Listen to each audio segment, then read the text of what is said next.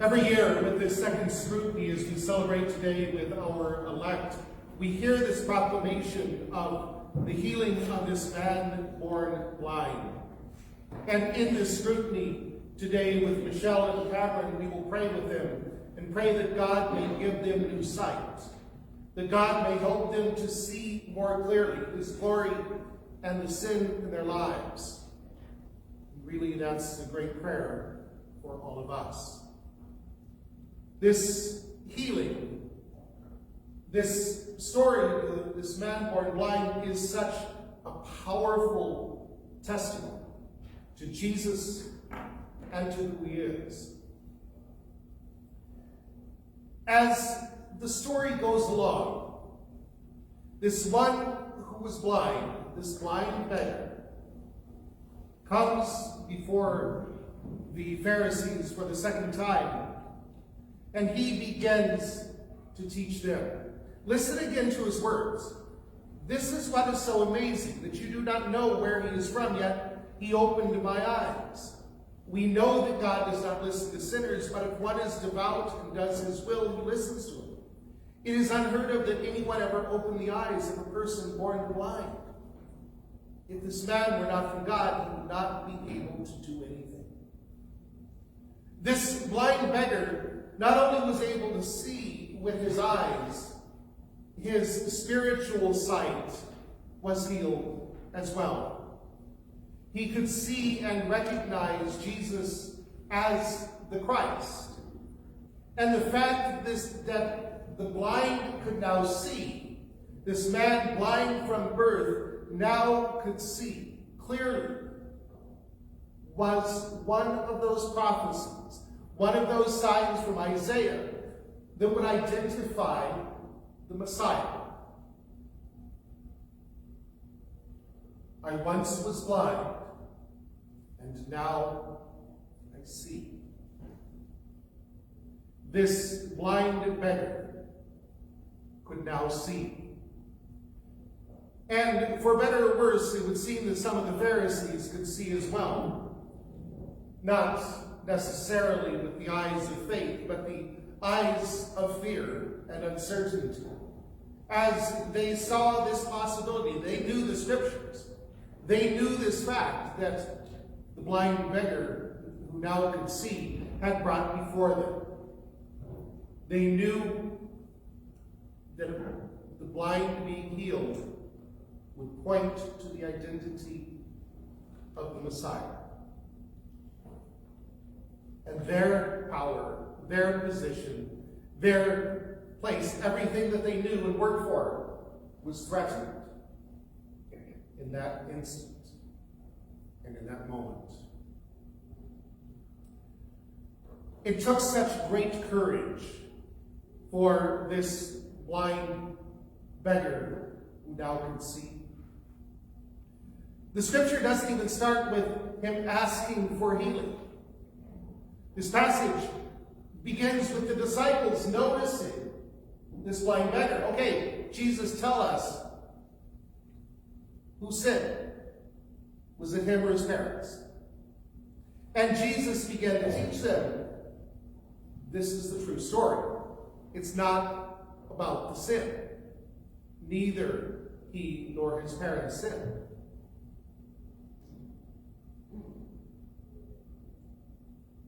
The man didn't ask for healing, but he heard the voice of Jesus.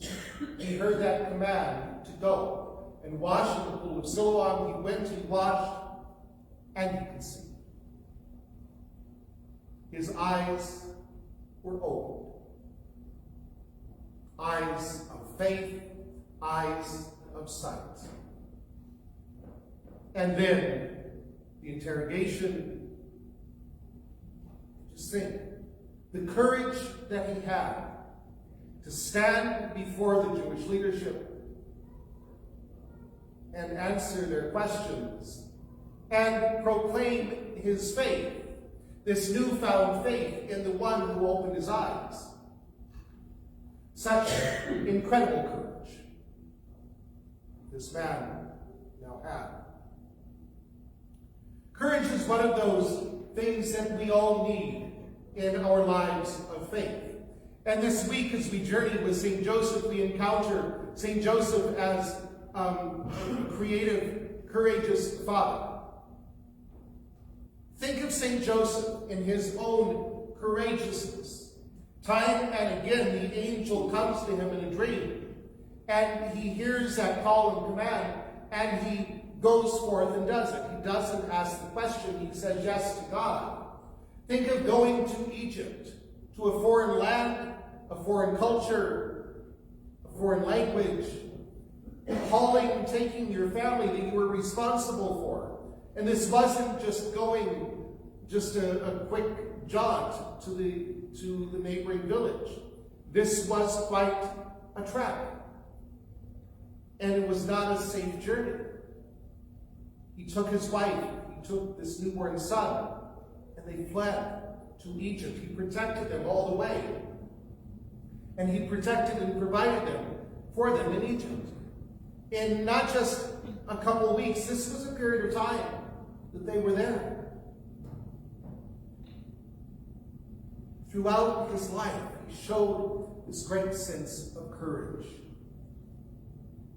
These days of Lent draw us ever closer to Jesus Christ and to that Good Friday. And think of the courage that he showed.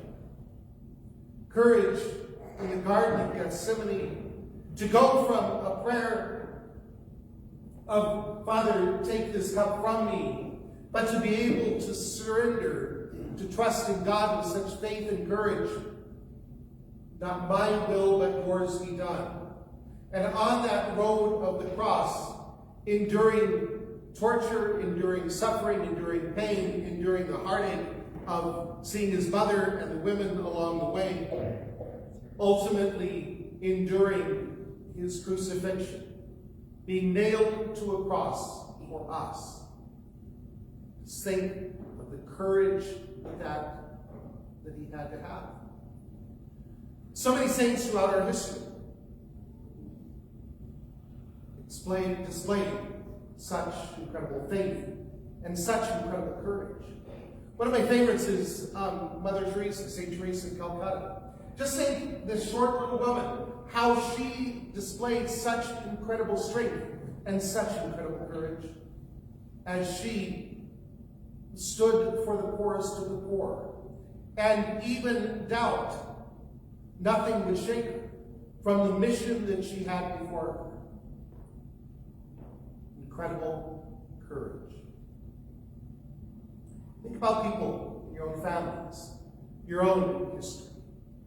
People who have exhibited this incredible gift of courage, who have stood for faith, who have done what they needed to do in the face of obstacles, of challenges, and struggles along the way. They all are witnesses to us of courage and faith. I think even for Michelle and Cameron today, as you come to faith, that you are preparing for baptism, I think of you guys and the courage that you have in walking this road of faith, in saying yes to God. What an incredible witness you are to us as a community. To live our faith, we need courage, and we need that strength. So we don't shrink away in this world of lights so contrary to what we believe. That we may hold firm in faith. That we may have the courage to stand up for what is right and just and true. The courage to stand for Christ in all circumstances and in all things. It indeed takes courage. A courage rooted and grounded in our faith, our trust, and our surrender to God. In these days, as we walk with Christ, as we remember his road to the cross, think of that courage that he exhibited and pray. Pray for an ever stronger gift of courage in your own life, that as people of God, we may stand firm and strong in our faith, that we may truly give witness to Christ in all things, even in the face and challenge of of struggle or persecution. Courage is central. The courage of the man born blind, the courage of Christ and the saints, the courage of those who have successfully completed the race.